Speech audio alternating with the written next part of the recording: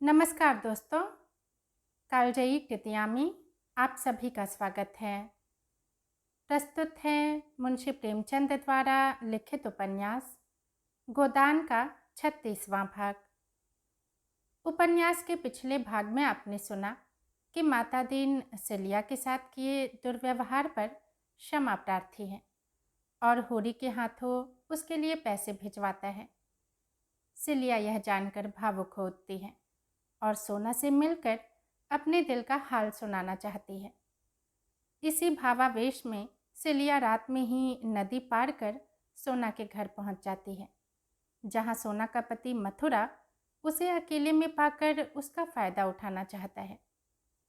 सोना उन दोनों को साथ देख बहुत क्रोधित होती है और सिलिया पर तरह तरह के लांछन लगाती है। मथुरा के कारण सोना और सिलिया की दोस्ती में दरार पड़ जाती है। इधर शहर में मिस्टर खन्ना की शुगर मिल में आग लग जाने के बाद मिस्टर खन्ना, मेहता व मालती के जीवन में क्या बदलाव आते हैं, जानने के लिए सुनिए गोदान का 36वां भाग। मिल करीब करीब पूरी तरह जल चुकी है, लेकिन उसे मिल को फिर से खड़ा करना होगा। मिस्टर खन्ना ने अपनी सारी कोशिशें इसके लिए लगा दी हैं। मजदूरों की हड़ताल जारी है, मगर अब उससे मिल मालिकों को कोई विशेष हानि नहीं है।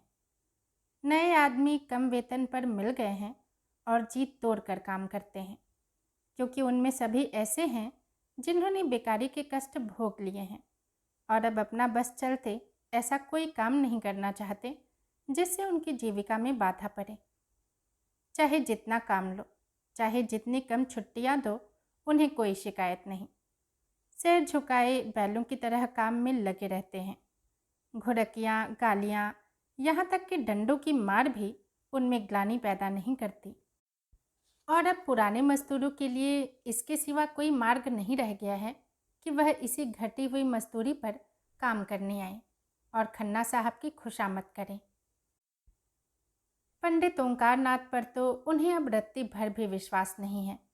उन्हें वे अकेले दुकेले पाएं तो शायद उनकी बुरी कत बनाएं, पर पंडित जी बहुत बचे हुए रहते हैं। चिराग जलने के बाद अपने कार्यालय से बाहर नहीं निकलते और अफसरों की खुशामद करने लगे हैं। मिर्जा खुर्शीद की धाक अब भी ज्यों की त्यों है, लेकिन मिर्जा जी इन बेचारों का कष्ट और उसके निवारण का अपने पास कोई उपाय न देखकर दिल से चाहते हैं कि सब के सब बहाल हो जाए, मगर इसके साथ ही नए आदमियों के कष्ट का ख्याल करके जिज्ञासियों से यही कह दिया करते हैं कि जैसी इच्छा हो वैसा करो। मिस्टर खन्ना ने पुराने आदमियों को फिर नौकरी के लिए इच्छुक देखा तो और भी अकड़ गए।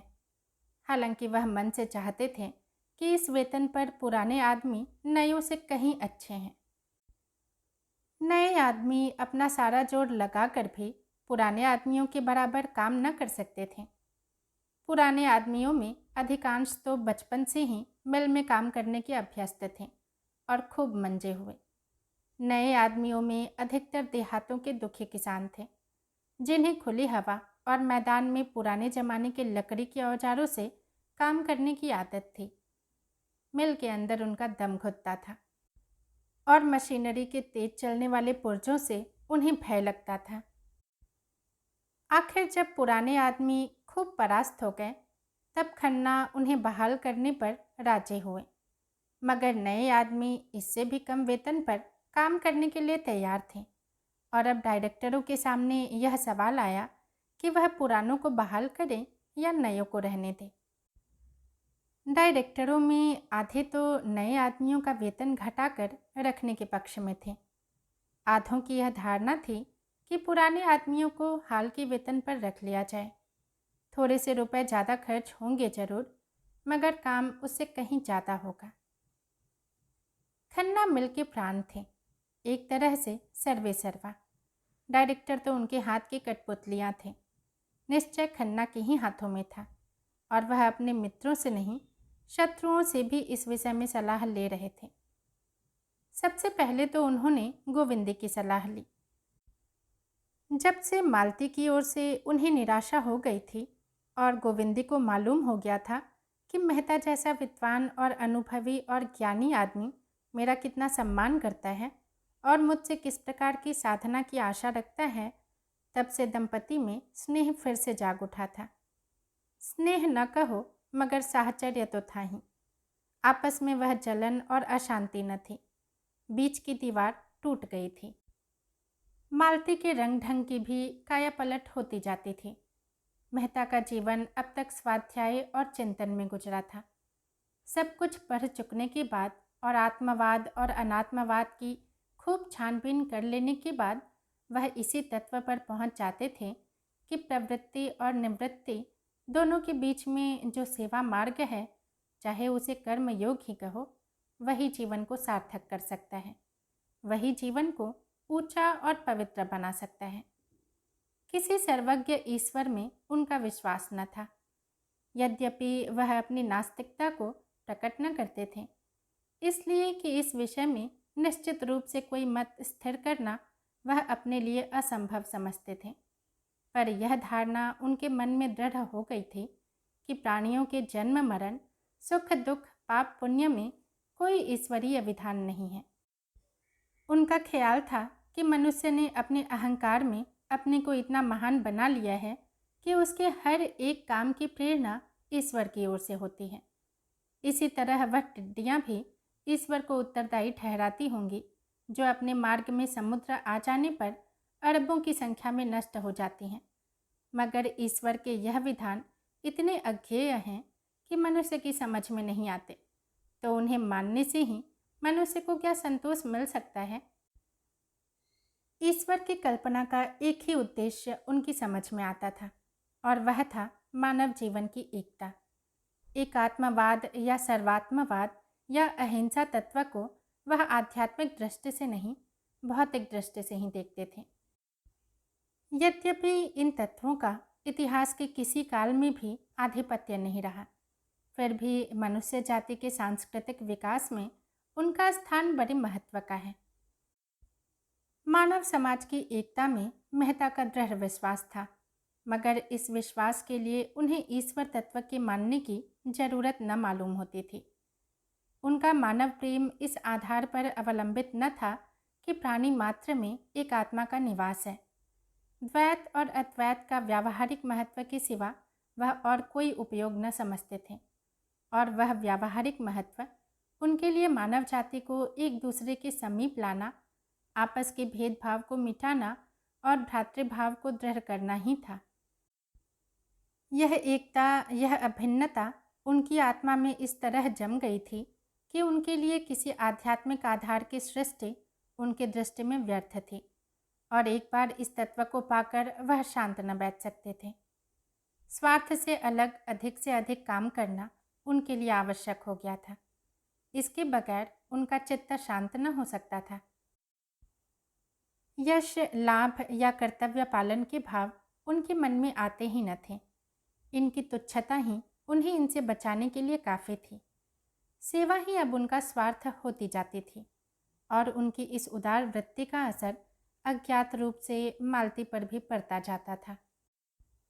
अब तक जितने भी मर्द उसे मिले, सभी ने उसकी विलास वृत्ति को ही उकसाया।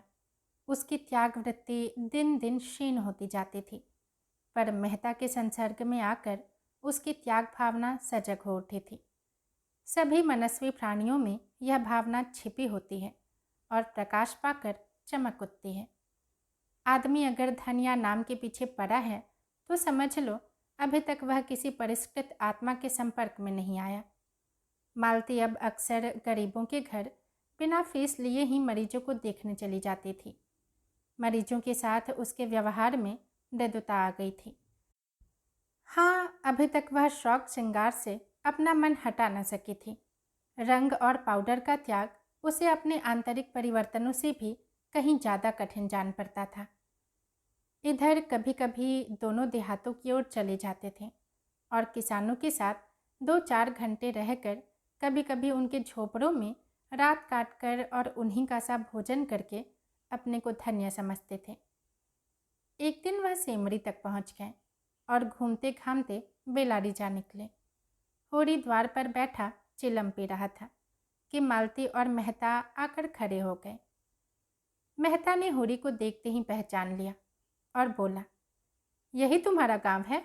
याद है हम लोग राय साहब के यहाँ आए थे और तुम धनुष यज्ञ की लीला में माली बने थे?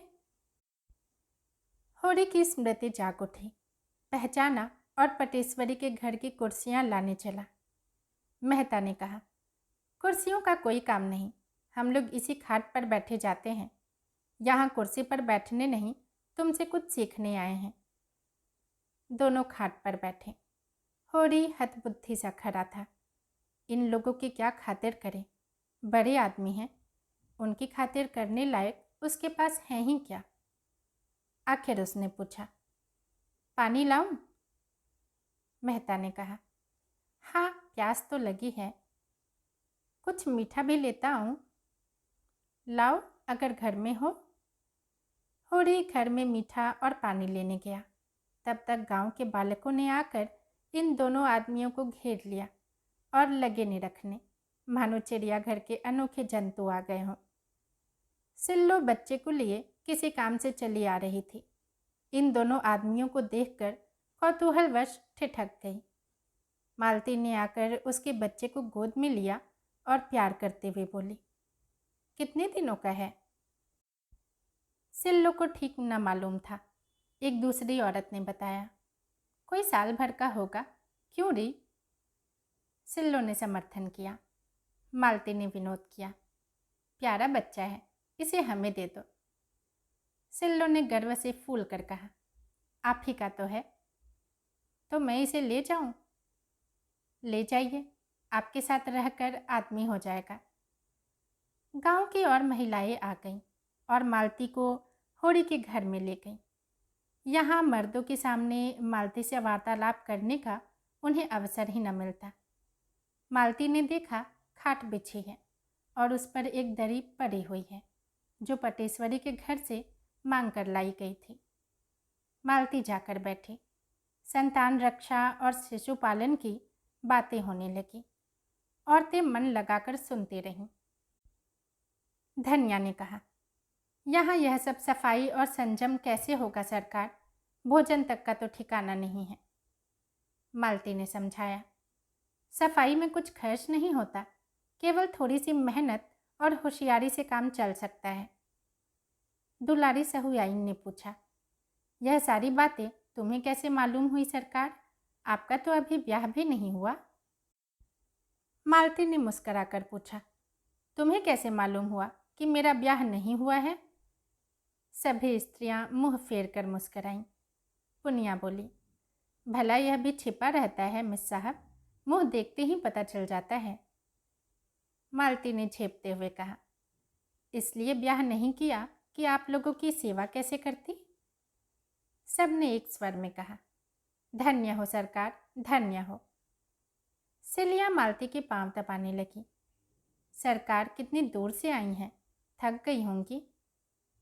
मालती ने पांव खींचकर कहा, नहीं नहीं, मैं थकी नहीं हूँ, मैं तो हवा गाड़ी पर आई हूँ। मैं चाहती हूँ आप लोग अपने बच्चे लाएं तो मैं उन्हें देखकर आप लोगों को बताऊं कि आप इन्हें कैसे तंदुरुस्त और निरोग रख सकती हैं। जरा देर में 20-25 बच्चे आ गए। मालती उनकी परीक्षा करने लगी। कई बच्चों की आंखें उठती थीं और उनकी आंखों में दवा डाली। अधिकतर बच्चे दुर्बल थे, जिसका कारण था माता पिता को भोजन अच्छा न मिलना। मालती को यह जानकर आश्चर्य हुआ कि बहुत कम घरों में दूध होता था। घी के तो सालों दर्शन नहीं होते। मालती ने यहाँ भी उन्हें भोजन करने का महत्व समझाया, जैसा वह सभी गांवों में किया करती थी। उसका जी इसलिए जलता था कि ये लोग अच्छा भोजन क्यों नहीं करते। उसे ग्रामीणों पर क्रोध आ जाता था। क्या तुम्हारा जन्म इसलिए हुआ है कि तुम मर मर कर कमाओ और जो कुछ पैदा हो उसे खा न सको? जहाँ 2-4 बैलों के लिए भोजन है, 1-2 गाय भैंसों के लिए चारा नहीं है? क्यों ये लोग भोजन को जीवन की मुख्य वस्तु न समझकर उसे केवल प्राण रक्षा की वस्तु समझते हैं? क्यों सरकार से नहीं कहते कि नाम मात्र के ब्याज पर रुपए देकर उन्हें सुदखोर महाजनों के पंजे से बचाएं? उसने जिस किसी से पूछा, यही मालूम हुआ कि उनकी कमाई का बड़ा भाग महाजनों का कर्ज चुकाने में खर्च हो जाता है। बंटवारे का मरज भी बढ़ता जाता था। आपस में इतना वैमनस्य था कि शायद ही कोई दो भाई साथ रहते हों। उनकी इस दुर्दशा का कारण बहुत कुछ उनकी संकीर्णता और स्वार्थपरता थी। मालती इन्हीं विषयों पर महिलाओं से बातें करती रही। उनकी श्रद्धा देख देख कर उसके मन में सेवा की प्रेरणा और भी सबल हो रही थी। इस त्यागमय जीवन के सामने वह विलासी जीवन कितना तुच्छ और बनावटी था। आज उसके वह रेशमी कपड़े जिन पर जरी का काम था और वह गंध से महकता हुआ शरीर और वह पाउडर से अलंकृत मुखमंडल उसे लज्जित करने लगा। उसकी कलाई पर बंधी सोने की घड़ी जैसे अपने अपलक नेत्रों से उसे घूर रही थी।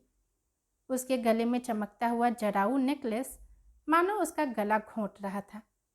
इन त्याग और श्रद्धा की देवियों के सामने वह अपनी दृष्टि में नीची लग रही थी। वह इन ग्रामीणों से बहुत सी बातें ज़्यादा जानती थी, समय की गति ज़्यादा पहचानती थी, लेकिन जिन परिस्थितियों में ये गरीबनी जीवन को सार्थक कर रही हैं, उनमें क्या वह एक दिन भी रह सकती है? जिनमें अहंकार का नाम नहीं, दिन भर काम करती हैं, उपवास करती हैं, रोती हैं, फिर भी इतनी प्रसन्न मुक्त। दूसरे उनके लिए इतने अपने हो गए हैं कि अपना अस्तित्व ही नहीं रहा। उनका अपनापन अपने लड़कों में, अपने पति में, अपने संबंधियों में है। इस भावना की रक्षा करते हुए इसी भावना का क्षेत्र और बढ़ाकर भावी नारीत्व का आदर्श निर्माण होगा। जागृत देवियों में इसकी जगह आत्मसेवन का जो भाव आ बैठा है, सब कुछ अपने लिए, अपने भोग विलास के लिए, उससे तो यह सुसुप्तावस्था ही अच्छी। पुरुष निर्दयी है, माना, लेकिन है तो इन्हीं माताओं का बेटा। क्यों माता ने पुत्र को ऐसी शिक्षा नहीं दी कि वह माता की, स्त्री जाति की पूजा करता? इसलिए कि माता को यह शिक्षा देनी नहीं आती, इसीलिए कि उसने अपने को इतना मिटाया कि उसका रूप ही बिगड़ गया, उसका व्यक्तित्व ही नष्ट हो गया। नहीं, अपने को मिटाने से काम न चलेगा। नारी को समाज कल्याण के लिए अपने अधिकारों की रक्षा करनी पड़ेगी, उसी तरह जैसे इन किसानों को अपनी रक्षा के लिए इस देवत्व का कुछ त्याग करना पड़ेगा। संध्या हो गई थी। मालती को औरतें अब तक घेरे हुए थीं। उसकी बातों से जैसे उन्हें तृप्ति ही न होती थी। कई औरतों ने उससे रात को यहीं रहने का आग्रह किया। मालती को भी उनका सरल स्नेह ऐसा प्यारा लगा कि उसने उनका निमंत्रण स्वीकार कर लिया। रात को औरतें उसे अपना गाना सुनाएंगी। मालती ने भी प्रत्येक घर में जा जाकर उनकी दशा से परिचय प्राप्त करने में अपने समय का सदुपयोग किया। उसकी निष्कपट सद्भावना और सहानुभूति उन गवारिनों के लिए देवी के वरदान से कम न थी। उधर मेहता साहब खाट पर आसन जमाए किसानों की कुश्ती देख रहे थे। पछता रहे थे मिर्जा जी को क्यों न साथ ले आए, नहीं तो उनका भी एक जोड़ हो जाता। उन्हें आश्चर्य हो रहा था, ऐसे प्रौढ़ और निरीह बालकों के साथ शिक्षित कहलाने वाले लोग कैसे निर्दयी हो जाते हैं। अज्ञान की भांति ज्ञान भी सरल, निष्कपट और सुनहले स्वप्न देखने वाला होता है। मानवता में उसका विश्वास इतना दृढ़, इतना सजीव होता है कि वह इसके विरुद्ध व्यवहार को अमानुषिक समझने लगता है। वह यह भूल जाता है कि भेड़ियों ने भेड़ों की निरीहता का जवाब सदैव पंजों और दांतों से दिया है। वह अपना एक आदर्श संसार बनाकर उसको आदर्श मानवता से आबाद करता है और उसी में मग्न रहता है। यथार्थता कितनी अगम्य, कितनी दुर्बोध, कितनी अप्राकृतिक है, उसकी ओर विचार करना उसके लिए मुश्किल हो जाता है। मेहता जी इस समय इन गंवारों के बीच में बैठे हुए इसी प्रश्न को हल कर रहे थे कि इनकी दशा इतनी दयनीय क्यों है। वह इस सत्य से आंखें मिलाने का साहस न कर सकते थे कि इनका देवत्व ही इनकी दुर्दशा का कारण है। काश ये आदमी जाता और देवता कम होते तो यूं न ठुकराए जाते। देश में कुछ भी हो, क्रांति ही क्यों ना आ जाए, इनसे कोई मतलब नहीं। कोई दल उनके सामने सबल के रूप में आए, उसके सामने सिर झुकाने को तैयार। उनकी निरीहता जड़ता की हद तक पहुंच गई है, जिसे कठोर आघात ही कर्मण्य बना सकता है। उनकी आत्मा जैसे अब चारों ओर से निराश होकर अपने अंदर ही टांगे तोड़कर बैठ गई है। उनमें अपने जीवन की चेतना ही जैसे लुप्त हो गई है। संध्या हो गई थी। जो लोग अब तक खेतों में काम कर रहे थे वे दौड़े चले आ रहे थे। उसी समय मेहता ने मालती को गांव की कई औरतों के साथ इस तरह तल्लीन होकर एक बच्चे को गोद में लिए देखा मानो वह भी उन्हीं में से एक है। मेहता का हृदय आनंद से गदगद हो उठा। मालती ने एक प्रकार से अपने को मेहता पर अर्पण कर दिया था। इस विषय में मेहता को अब कोई संदेह न था, मगर अभी तक उनके हृदय में मालती के प्रति वह उत्कट भावना जागृत न हुई थी, जिसके बिना विवाह का प्रस्ताव करना उनके लिए हास्यजनक था। मालती बिना बुलाए मेहमान की भांति उनके द्वार पर आकर खड़ी हो गई थी और मेहता ने उसका स्वागत किया था। इसमें प्रेम का भाव न था, केवल पुरुषत्व का भाव था। अगर मालती उन्हें इस योग्य समझती है कि उन पर अपनी कृपा दृष्टि फेरे, तो मेहता उसकी इस कृपा को अस्वीकार न कर सकते थे। इसके साथ ही वह मालती को गोविंदी के रास्ते से हटा देना चाहते थे और वह जानते थे मालती जब तक आगे पाँव न जमा लेगी वह पिछला पाँव न उठाएगी। वह जानते थे मालती के साथ छल करके वह अपनी नीचता का परिचय दे रहे हैं। इसके लिए उनकी आत्मा उन्हें बराबर धिक्कारती रही थी, मगर ज्यों-ज्यों वह मालती को निकट से देखते थे उनके मन में आकर्षण बढ़ता जाता था। रूप का आकर्षण तो उन पर कोई असर न कर सकता था, यह गुण का आकर्षण था। वह यह जानते थे जिसे सच्चा प्रेम कह सकते हैं केवल एक बंधन में बंध जाने के बाद ही पैदा हो सकता है। इसके पहले जो प्रेम होता है वह तो रूप की आसक्ति मात्र है, जिसका कोई टिकाव नहीं।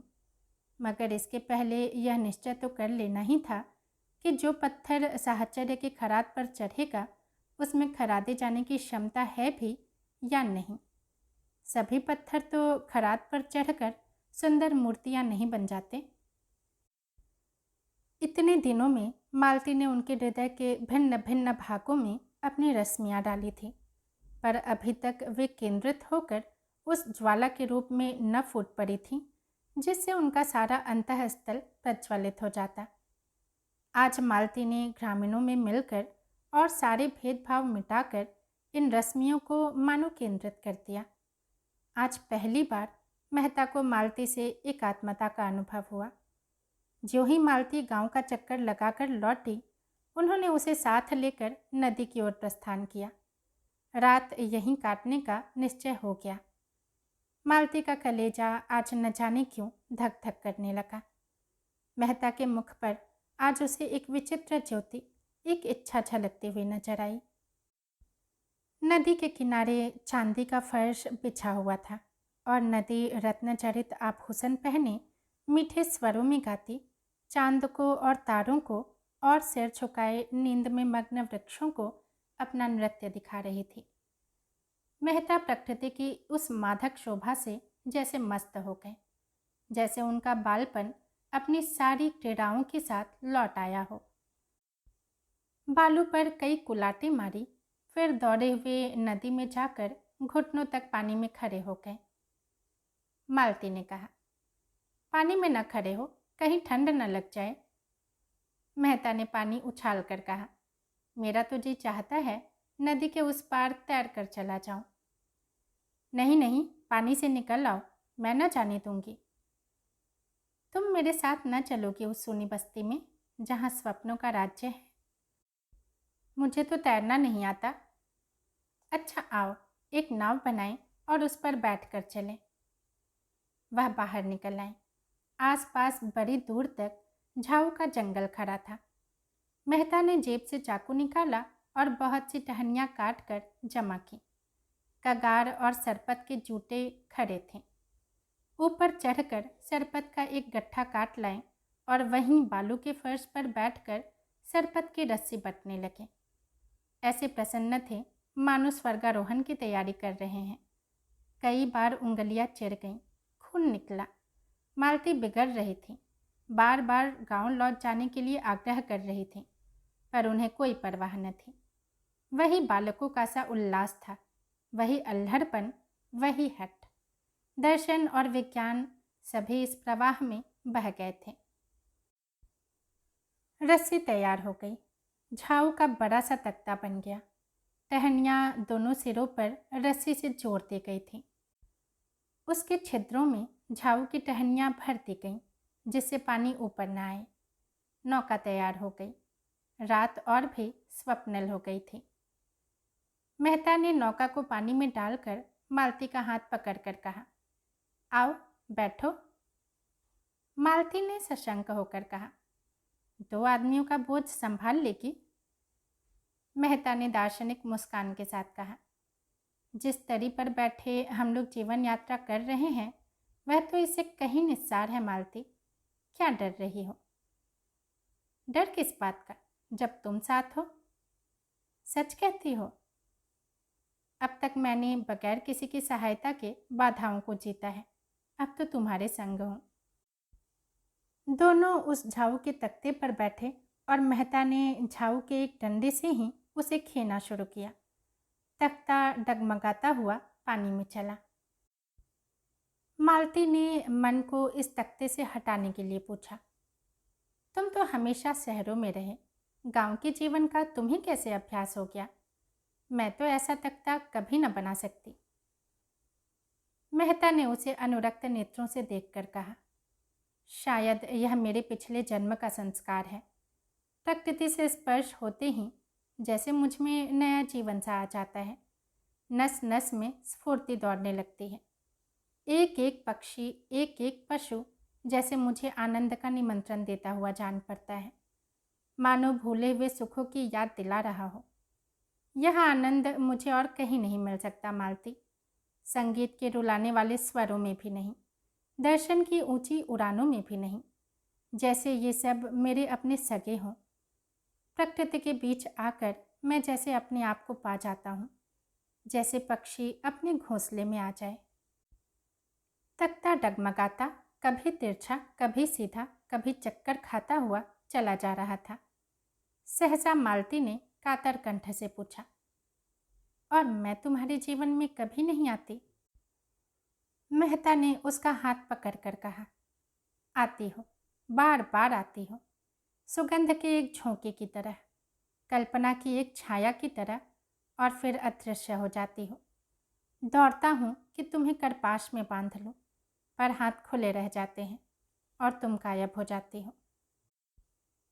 मालती ने उन्माद की दशा में कहा, लेकिन तुमने इसका कारण भी सोचा, समझना चाहा? हाँ मालती, बहुत सोचा, बार बार सोचा। तो क्या मालूम हुआ? यही कि मैं जिस आधार पर जीवन का भवन खड़ा करना चाहता हूँ वह अस्थिर है। यह कोई विशाल भवन नहीं है, केवल एक छोटी सी शांत कुटिया है, लेकिन उसके लिए भी तो कोई स्थिर आधार चाहिए। मालती ने अपना हाथ छुड़ाकर जैसे मान करते हुए कहा, यह झूठा आक्षेप है। तुमने सदैव मुझे परीक्षा की आंखों से देखा, कभी प्रेम की आंखों से नहीं। क्या तुम इतना भी नहीं जानते कि नारी परीक्षा नहीं चाहती, प्रेम चाहती है? परीक्षा गुणों को अवगुण, सुंदर को असुंदर बनाने वाली चीज़ है। प्रेम अवगुणों को गुण बनाता है, असुंदर को सुंदर। मैंने तुमसे प्रेम किया, मैं कल्पना ही नहीं कर सकती कि तुम में कोई बुराई भी है, मगर तुमने मेरी परीक्षा की और तुम मुझे अस्थिर, चंचल और जाने क्या क्या समझकर मुझसे हमेशा दूर भागते रहे। नहीं, मैं जो कुछ कहना चाहती हूँ वह मुझे कह लेने दो। मैं क्यों अस्थिर और चंचल हूँ? इसलिए कि मुझे वह प्रेम नहीं मिला जो मुझे स्थिर और अचंचल बनाता। अगर तुमने मेरे सामने उसी तरह आत्मसमर्पण किया होता जैसे मैंने तुम्हारे सामने किया है, तो तुम आज मुझ पर यह आक्षेप न रखते। मेहता ने मालती के मान का आनंद उठाते हुए कहा, तुमने मेरी परीक्षा कभी नहीं की, सच कहती हो? कभी नहीं। तो तुमने गलती की, मैं इसकी परवाह नहीं करती। भावुकता में ना आओ मालती, प्रेम देने से पहले हम सब परीक्षा करते हैं, और तुमने की, चाहे अप्रत्यक्ष रूप से ही की हो। मैं आज तुमसे स्पष्ट कहता हूँ कि पहले मैंने तुम्हें उसी तरह देखा जैसे रोज ही हजारों देवियों को देखा करता हूँ, केवल विनोद के भाव से। अगर मैं गलती नहीं करता तो तुमने भी मुझे मनोरंजन के लिए एक नया खिलौना समझा। मालती ने टोका, गलत कहते हो। मैंने कभी तुम्हें इस नज़र से नहीं देखा। मैंने पहले ही दिन तुम्हें अपना देव बनाकर अपने हृदय में स्थान दिया।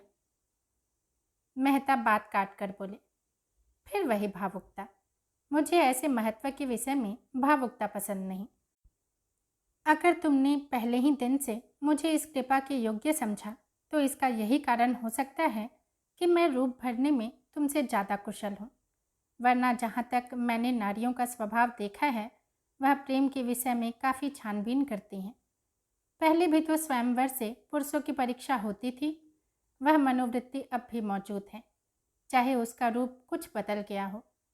मैंने तो तब से बराबर यही कोशिश की है कि अपने को संपूर्ण रूप से तुम्हारे सामने रख दूं और उसके साथ ही तुम्हारी आत्मा तक भी पहुंच जाऊं। मैं ज्यों ज्यों तुम्हारे अंतःस्थल की गहराई में उतरा हूं, मुझे रत्न ही मिले हैं। मैं विनोद के लिए आया और आज उपासक बना हुआ हूँ। तुमने मेरे भीतर क्या पाया यह मुझे मालूम नहीं। नदी का दूसरा किनारा आ गया। दोनों उतरकर उसी बालू के फर्श पर जा बैठे और मेहता फिर उसी प्रवाह में बोले, आज मैं यहाँ वही पूछने के लिए तुम्हें लाया हूँ। मालती ने कांपते हुए स्वर में कहा, क्या अभी तुम्हें मुझसे यह पूछने की ज़रूरत बाकी है? हाँ, इसलिए कि मैं आज तुम्हें अपना वह रूप दिखाऊंगा जो शायद अभी तक तुमने नहीं देखा और जिसे मैंने भी छिपाया है। अच्छा मान लो मैं तुमसे विवाह करके कल तुमसे बेवफाई करूं तो तुम मुझे क्या सजा दोगी? मालती ने उनकी ओर चकित होकर देखा। इसका आशय उसकी समझ में न आया। ऐसा प्रश्न क्यों करते हो? मेरे लिए यह बड़े महत्व की बात है। मैं इसकी संभावना नहीं समझती। संसार में कुछ भी असंभव नहीं है। बड़े से बड़ा महात्मा भी एक क्षण में पतित हो सकता है। मैं उसका कारण खोजूंगी और उसे दूर करूंगी। मान लो मेरी आदत न छूटे, फिर मैं नहीं कह सकती क्या करूंगी। शायद विष खाकर सो रहूं। लेकिन यदि तुम मुझसे यही प्रश्न करो तो मैं उसका दूसरा जवाब दूंगा। मालती ने सशंक होकर पूछा, बतलाओ। मेहता ने दृढ़ता के साथ कहा, मैं पहले तुम्हारा प्राणांत कर दूंगा, फिर अपना। मालती ने जोर से कह कहा मारा और सिर से पांव तक सिहर उठी। उसकी हंसी केवल उसकी सिहरन को छिपाने का आवरण थी। मेहता ने पूछा, तुम हंसी क्यों? इसीलिए कि तुम तो ऐसे हिंसावादी नहीं जान पड़ते। नहीं मालती, इस विषय में मैं पूरा पशु हूँ और उस पर लज्जित होने का कोई कारण नहीं देखता। आध्यात्मिक प्रेम और त्यागमय प्रेम और निस्वार्थ प्रेम, जिसमें आदमी अपने को मिटाकर केवल प्रेमिका के लिए जीता है, उसके आनंद से आनंदित होता है और उसके चरणों पर अपना आत्मसमर्पण कर देता है, ये मेरे लिए निरर्थक शब्द हैं। मैंने पुस्तकों में ऐसी प्रेम कथाएं पढ़ी हैं जहां प्रेमी ने प्रेमिका के नए प्रेमियों के लिए अपनी जान दे दी है, मगर उस भावना को मैं श्रद्धा कह सकता हूँ, सेवा कह सकता हूँ, प्रेम कभी नहीं। प्रेम सीधी सादी गऊ नहीं, खूंखार शेर है जो अपने शिकार पर किसी की आंख भी नहीं पड़ने देता। मालती ने उनकी आंखों में आंखें डालकर कहा, अगर प्रेम खूंखार शेर है तो मैं उसे दूर ही रहूंगी। मैंने तो उसे गाय ही समझ रखा था। मैं प्रेम को संदेह से ऊपर समझती हूँ। वह देह की वस्तु नहीं, आत्मा की वस्तु है। संदेह का वहाँ जरा भी स्थान नहीं, और हिंसा तो संदेह का ही परिणाम है। वह संपूर्ण आत्मसमर्पण है। उसके मंदिर में तुम परीक्षक बनकर नहीं, उपासक बनकर ही वरदान प्राप्त कर सकते हो। वह उठकर खड़ी हो गई और तेजी से नदी की तरफ चली, मानो उसने अपना खोया हुआ मार्ग पा लिया हो। ऐसी स्फूर्ति का उसे कभी अनुभव न हुआ। उसने स्वतंत्र जीवन में भी अपने में एक दुर्बलता पाई थी जो उसे सदैव आंदोलित करती रहती थी, सदैव अस्थिर रखती थी। उसका मन जैसे कोई आश्रय खोजा करता था जिसके बल पर टिक सके, संसार का सामना कर सके। अपने में उसे यह शक्ति न मिलती थी। बुद्धि और चरित्र की शक्ति देखकर वह उसकी ओर लालायित होकर जाती थी। पानी की भांति हर एक पात्र का रूप धारण कर लेती थी। उसका अपना कोई रूप न था। उसकी मनोवृत्ति अभी तक किसी परीक्षार्थी छात्र की सी थी।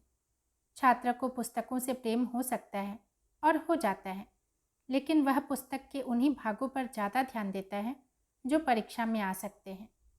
उसकी पहली गरज परीक्षा में सफल होना है, ज्ञानार्जन इसके बाद है। अगर उसे मालूम हो जाए कि परीक्षक बड़ा दयालु है या अंधा है और छात्रों को यूं ही पास कर दिया करता है, तो शायद वह पुस्तकों की ओर आंख उठाकर भी न देखे। मालती जो कुछ करती थी मेहता को प्रसन्न करने के लिए। उसका मतलब था मेहता का प्रेम और विश्वास प्राप्त करना, उसके मनोराज्य की रानी बन जाना। लेकिन उसी छात्र की तरह अपनी योग्यता का विश्वास जमा कर लियाकत आ जाने से परीक्षक अपने आप ही संतुष्ट हो जाएगा, इतना धैर्य उसे न था। मगर आज मेहता ने जैसे उसे ठुकरा कर उसकी आत्मशक्ति को जगा दिया था। मेहता को जब से उसने पहली बार देखा था तभी से उसका मन उनकी ओर झुका था। उसे वह अपने परिचितों में सबसे समर्थ जान पड़े। उसके परिष्कृत जीवन में बुद्धि की प्रखरता और विचारों की दृढ़ता ही सबसे ऊंची वस्तु थी।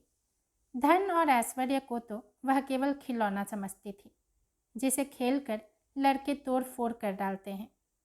रूप में भी अब उसके लिए विशेष आकर्षण न था। यद्यपि कुरूपता के लिए घृणा थी, उसको तो अब बुद्धि शक्ति ही अपनी ओर झुका सकती थी, जिसके आश्रय में उसमें आत्मविश्वास जगे, अपने विकास की प्रेरणा मिले, अपने में शक्ति का संचार हो, अपने जीवन की सार्थकता का ज्ञान हो। मेहता के बुद्धिबल और तेजस्विता ने उसके ऊपर अपनी मुहर लगा दी और तब से वह अपना संस्कार करती चली जाती थी। जिस प्रेरक शक्ति की उसे जरूरत थी वह मिल गई थी और अज्ञात रूप से उसे गति और शक्ति दे रही थी। जीवन का नया आदर्श जो उसके सामने आ गया था, वह अपने को उसके समीप पहुंचाने की चेष्टा करती हुई और सफलता का अनुभव करती हुई उस दिन की कल्पना कर रही थी जब वह और मेहता एक आत्मा हो जाएंगे। और यह कल्पना उसे और भी दृढ़ और निष्ठावान बना रही थी। मगर आज जब मेहता ने उसकी आशाओं को द्वार तक लाकर प्रेम का वह आदर्श उसके सामने रखा, जिसमें प्रेम को आत्मा और समर्पण के क्षेत्र से गिराकर भौतिक धरातल तक पहुंचा दिया गया था, जहां संदेह और ईर्ष्या और भोग का राज है, तब उसकी परिष्कृत बुद्धि आहत हो उठी। मेहता से जो उसे श्रद्धा थी उसे एक धक्का सा लगा, मानो कोई शिष्य अपने गुरु को कोई नीच कर्म करते देख ले। उसने देखा मेहता की बुद्धि प्रखरता प्रेम तत्व को पशुता की ओर खींचे लिए जाती है और उसके देवत्व की ओर से आंखें बंद किए लेती है। यह देखकर उसका दिल बैठ गया। मेहता ने कुछ लज्जित होकर कहा, आओ कुछ देर और बैठें। मालती बोली, नहीं, अब लौटना चाहिए, देर हो रही है। दोस्तों, गोदान का 36वां भाग यहीं समाप्त होता है। यदि पसंद आया हो तो लाइक करें, कमेंट करें और चैनल को सब्सक्राइब भी ज़रूर करें। धन्यवाद।